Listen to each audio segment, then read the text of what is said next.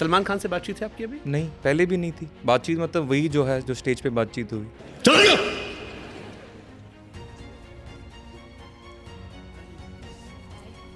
मैं नहीं डरा। उसके बाद में और कुछ कहने की जरूरत नहीं है। सलमान खान ने भी कभी अप्रोच नहीं किया आपको? जी नहीं। कभी किसी फिल्म में भी आप लोग साथ नहीं आए? नहीं, हमने उसके पहले भी कभी काम नहीं किया था, उसके बाद भी कभी नहीं किया।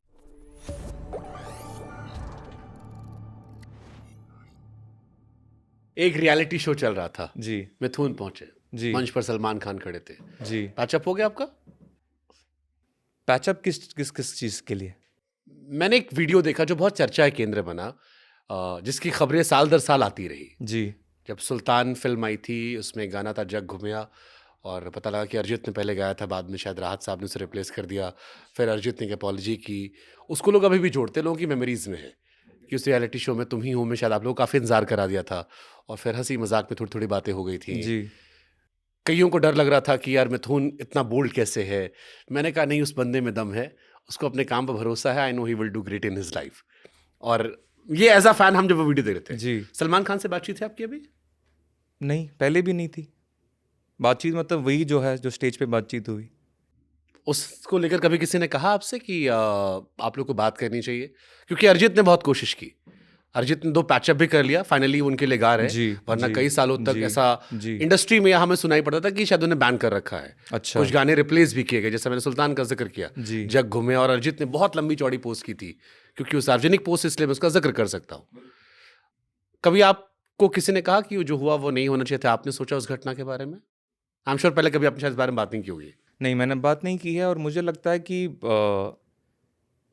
उस कन्वर्सेशन हमारे बीच जो वार्तालाप हुआ उसके बाद में और कुछ बोलने की ज़रूरत नहीं शुभंकर जी, क्योंकि वो एक अपने आप में मुकम्मल वार्तालाप है। हाँ, मतलब मैं आपका जो स्टैंड था मैंने देखा, मैं आप अपनी जगह पर सही थे, आपने अपनी बात रखी, और वो सही बात थी जो आपने रखी। वो मैं उससे even being a Salman Khan fan, मैं आपकी बात से इत्तेफाक रख रहा था कि जो शेर नहीं है कि उसूलों पे आ चाहे तो टकराना जरूरी है, हो जिंदा तो जिंदा नजर आना जरूरी है। हाँ, मैंने उसको इतनी गहराई से देखा भी नहीं। मेरे लिए तो बस it was just a moment on stage. कभी किसी ने आपके करीबियों में जिक्र नहीं किया? क्योंकि इंडस्ट्री छोटी है आप लोग की, सब तो आपस में ही रहते होगे। कि बहुतों लोगों के बिल्कुल वेल विशर्स है, बहुत सारे लोगों के पॉइंट ऑफ व्यू हो सकते हैं, लेकिन मैं हमेशा अपने पॉइंट ऑफ व्यू से चला, और मुझे हमेशा लगा कि that was the complete conversation. उसके बाद में और कुछ कहने की ज़रूरत नहीं है। सलमान खान ने भी कभी अप्रोच नहीं किया आपको? जी नहीं। कभी किसी फिल्म में भी आप लोग साथ नहीं आए? नहीं, हमने उसके पहले भी कभी काम नहीं किया था, उसके बाद भी कभी नहीं किया। कभी कर सकते हो काम साथ में? बिल्कुल, और क्यों नहीं, मैं बिल्कुल ओपन हूँ। वो घटना होना ठीक था जैसे मैं या आपसे टाला जा सकता था? क्योंकि वो लोगों के जहन में रहेगी, वो मंच पर हुई थी। दो तीन घटनाएं ही ऐसी हैं। एक आशुतोष गोवारिकर जी की घटना है जो ऐसी हुई थी, जो लोगों को याद रह गई। एक मिथुन की थी, क्योंकि वो तुम ही वो फटा था उस टाइम। तो जैसे मैं कह रहा हूँ शुभंकर जी, मेरे लिए वो एक कन्वर्सेशन था, और जैसे आपने कहा कि एक मोमेंट था, और वो बात वहीं पर ख़त्म हो गई। तो उसके बाद में मुझे लगता है उस कन्वर्सेशन को स्ट्रेच करना वो नामुनासिब है। उस कन्वर्सेशन के ऊपर जब आप किसी व्यक्ति से मिलते हैं, आपको कुछ लगता है, आपका एक पॉइंट ऑफ व्यू है, आप शेयर करते हैं, उसके बाद में आप ये नहीं सोचते कि ये कन्वर्सेशन होना चाहिए था, नहीं होना चाहिए था। मुझे लगता है कि उसके बाद में बहुत से लोगों ने मेरी प्रतिक्रिया उसके बाद भी लेने की कोशिश की, लेकिन आई डोंट थिंक वो कुछ और वो मैटर और समय डिजर्व करता है। जब अरिजीत ने अपॉलॉजी की थी, जी। How you see that? Just reaction आपका कि आप क्योंकि वो घटना आप दोनों को मिलाकर हुई थी। जी जी। मजाक मजाक में उन्होंने कुछ कहा, आपने अपना स्टैंड किया। जब अरिजीत की अपॉलॉजी आई, बहुत बहुत लंबी अपॉलॉजी थी, हाउ यू सी दैट? मैं उनका व्यक्तिगत एक डिसीजन मानता हूँ उनको, कि he must have felt very strongly about it. टू उनको लगा होगा कि उनको ये चीज़ डालनी चाहिए, तो I see it as his personal space कि उनको ऐसा करना, he felt the need to do that and he did it. और मुझे खुशी भी है कि उन्होंने क्या कहते हैं, साथ में पैचअप वर्ड से तो मैं पता नहीं, मैं इतना संबंध रखता नहीं हूँ, लेकिन उन्होंने साथ में काम किया, मुझे इस बात की बहुत खुशी है। आपकी वाइफ सलमान साहब बहुत अच्छा काम करते हैं, सलमान खान बहुत तारीफ करते हैं उनकी। जी, इनफैक्ट वो पिता समान है हाँ। पलक के लिए, और हमारे विवाह पर उन्होंने हम दोनों को आशीर्वाद भी भेजा। तो मैंने सलमान को बहुत तारीफ करते हुए देखा। पलक जो जी सोशल वेलफेयर काम करती हैं, लोगों के लिए हार्ट के लिए, तो उसकी मैंने बहुत सारी क्लिप्स देखी, बहुत सारी तारीफ देखी। उनकी फिल्म में एक बहुत अच्छा गाना भी उनका था, सैयां तू कमाल। हाँ जी, प्रेम रतन धन पायो। धन पायो। और भी उन्होंने बहुत अच्छे गाने किए, और मैं उनका जो एक आशीर्वाद रूपी किरदार है पलक के जीवन में, उसकी बहुत कदर करता हूँ। पलक से कैसे मिले आप? कब आपको एहसास हुआ कि प्यार हो गया? दुनिया को तो प्यार करवा रहे हो आप। एक्चुअली प्यार तो क्योंकि मैंने आप लोग के बहुत सारे वीडियोस देखे, मेरे को उसको देख के समझ नहीं आया कब ये मोमेंट था जब ये डिसाइड हुआ। शादी डिसाइड हो गया, एक म्यूचुअल रिस्पेक्ट दिखाई पड़ती है, एक दूसरे को खूब कॉम्प्लीमेंट्स दिखाई पड़ते हैं, बट वो बटरफ्लाई वाला जो आपने अपने गानों में लोगों को दिया है वो कब हुआ था? वो अब चल रहा है। क्योंकि बड़ा डिसेंट सा मेरे को रिश्ता दिखता है, बहुत ही सम्मान है, एक दूसरे को लेकर जो शब्द हैं वो बहुत अच्छे हैं, बट हस्बैंड वाइफ का रिश्ता कुछ थोड़ा अलग भी होता है। वो बॉयफ्रेंड गर्लफ्रेंड वाला अब बन रहे हो आप लोग? हाँ जी, वो अब हम बने हुए हैं, क्योंकि हमें उस वक्त समय नहीं मिला इतना, और बहुत एक मेरी तरफ से जो पहल भी हुई उसके कोई बैक स्टोरी नहीं थी। मुझे एक दिन बहुत स्ट्रांगली ये फील हुआ कि she is the one. Yes. किस साल फील हुआ था ये?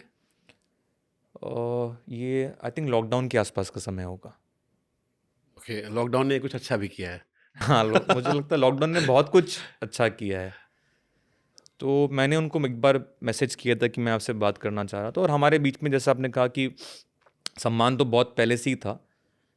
तो फिर मैंने उनसे बात की, और मैंने उनसे क्या कहते हैं ना कि कोई उसमें मैंने कुछ किरदार बांधा नहीं। मैंने उनसे कहा कि मैंने आपको प्रोफेशनली नहीं, मैं आपसे बात करना चाहता हूँ। तो उन्होंने रिएक्ट बस इस तरीके इतने से सीरियस होके आपने कहा था? हाँ हाँ, बिल्कुल बिल्कुल।